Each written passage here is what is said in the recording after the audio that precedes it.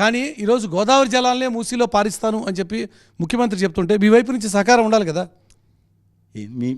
మీరు గమ్ముతున్నారండి. ఏ ఆయన పార్టీ ఆయన చెప్పుకున్నాడు, ఆయన ఎలక్షన్స్లో అడుగుతున్నాడు, ఆయన ఓట్లు వేయించుకున్నాడు, నా సహకారం అడుగుతారు. నేను చేయాల్సిన పని నేను చేస్తాను. నేను ఈ రాష్ట్రంలో చేయాల్సిన పనులు నేను చేస్తున్నాను. నేను ప్రజలకైతే హామీ ఇచ్చానో తప్పకుండా అవి అమలు చేస్తాను. కానీ కేంద్రంలో ఉన్నటువంటి పార్టీ పెద్దగా ఈరోజు రాష్ట్రాన్ని నుంచి రిప్రజెంట్ చేస్తున్నటువంటి కేంద్ర మంత్రిగా ఈరోజు రాష్ట్రంలో ఒక మూసీకి లాంటి ఒక పెద్ద ప్రాజెక్ట్ని టేకప్ చేస్తుంటే కేంద్ర మంత్రిగా మీ సహకారం ఉండాలి కదా. ఏదంటున్నా ఏది చెప్పండి. డిపిఆర్ఏ లేకుండా సహకారం ఉండడం నవ్వులాటకు ఉంది. డిపిఆర్ఏ లేకుండా ప్రాజెక్ట్ ఎట్లుంటుందో తెలియకుండా ఆయన అంటాడు, ప్రధానమంత్రి గారు కిషన్ రెడ్డి 1,50,000 కోట్లు ఇస్తే 10 లక్షల మందితో సన్మానం చేస్తా. ఈయన సన్మానం ఎవరు కావాలి? మాకు తెలంగాణ ప్రజలు సన్మానం చేశారు. రేవంత్ రెడ్డి కాంగ్రెస్ పార్టీ సన్మానం అవసరం లేదు మాకు. ఖచ్చితంగా నేను ఒకటే కొడుతున్నాను, మూసీ పునర్జీవం కావాలి. నేను మళ్ళీ చెప్తున్నాను, కావాలని కోరుతున్న నల్గొండ జిల్లా ప్రజలకు తాగునీరు సాగునీరు అందించాలి. నిజాం ఏ రకంగానైతే రిటైనింగ్ వాల్ కట్టాడో ఇప్పుడు కూడా రిటైనింగ్ వాల్ కనిపిస్తుంది మీకు. ఇప్పుడు కూడా మన ఉస్మాన్ హాస్పిటల్ ఎదురుగా చూసినట్లయితే రిటైనింగ్ వాల్ కనిపిస్తుంది. అలాంటి రిటైనింగ్ వాల్ కట్టండి. ఇల్లు కూలగొట్టాల్సిన అవసరం లేదు. ఈరోజు ఎన్ని వేల ఇండ్లు కూలగొడతావు? ఎట్లయితే సాధ్యమైపోయినా ఇది చిన్నపిల్లల ఆటనా? ఇంత పెద్ద బిల్డింగ్లను కొలగొట్టాలంటే ఎన్ని రోజులు పడుతుంది? వాళ్ళు ఎక్కడ పోతారు? మొన్న మీరు కొలగొట్టారు కదా అక్కడక్కడ.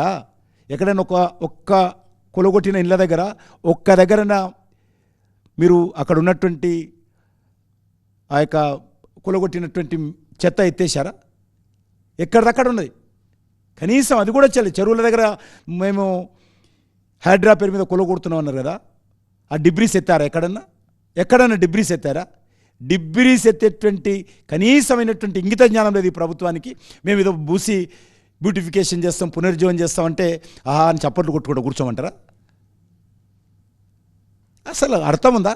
మేము ఇప్పుడు కూడా చెప్తున్నాను, పునర్జీవం చేయండి. అసలు హైదరాబాద్లో కొన్ని వేల కాలనీలలో డ్రైనేజ్ ఓవర్ఫ్లో అవుతుంది. డ్రింకింగ్ వాటర్లో డ్రైనేజ్ కలుస్తూ ఉంది. రోడ్లు సరిగ్గా లేవు. స్ట్రీట్ లైట్స్ మార్పు చేయాలంటే కాలిపోయినటువంటి బల్బులు ట్యూబ్ల దగ్గర కొత్తవి పెట్టడానికి డబ్బులు లేవు. కొత్త బల్బులు రిప్లేస్ చేయడానికి డబ్బులు లేవు. జిహెచ్ఎంసీలో ఏదైతే ఆన్ ఆఫ్ చేస్తారో స్ట్రీట్ లైట్స్ ఆన్ ఆఫ్ చేస్తుంటారు, వాళ్ళకు 4-5 నెలల జీతాలు లేకపోతే స్ట్రైక్ చేస్తున్నారు. వాళ్ళు ఆన్ ఆఫ్ చేసే దిక్కు లేదు. ఈరోజు ఒక్కొక్క రోడ్డు పనులు 10 లక్షల పనులు, 20 లక్షల పనులు చిన్న చిన్నవి కూడా ఉంటే కూడా 5 సార్లు 6 సార్లు టెండర్ వేస్తే కూడా ఎవడు కాంట్రాక్ట్ వస్తాడు. ఎందుకంటే గతంలో చేసిన పనులకు కేసీఆర్ ఆయన నుంచి ఇప్పటి వరకు డబ్బులు ఇవ్వలే. వాడు భయపడుతున్నాడు, మేము అప్పు తెచ్చి పనులు చేస్తే మళ్ళీ ఇవి డబ్బులు మాకు రావు చేతికని. కాబట్టి ఎవ్వరు పని చేసే పరిస్థితి లేదు. టెండర్లు 5-6 సార్లు వేసినా కాంట్రాక్టర్ వస్తలేడు. ఈ ప్రభుత్వం మీద విశ్వాసం పోయింది.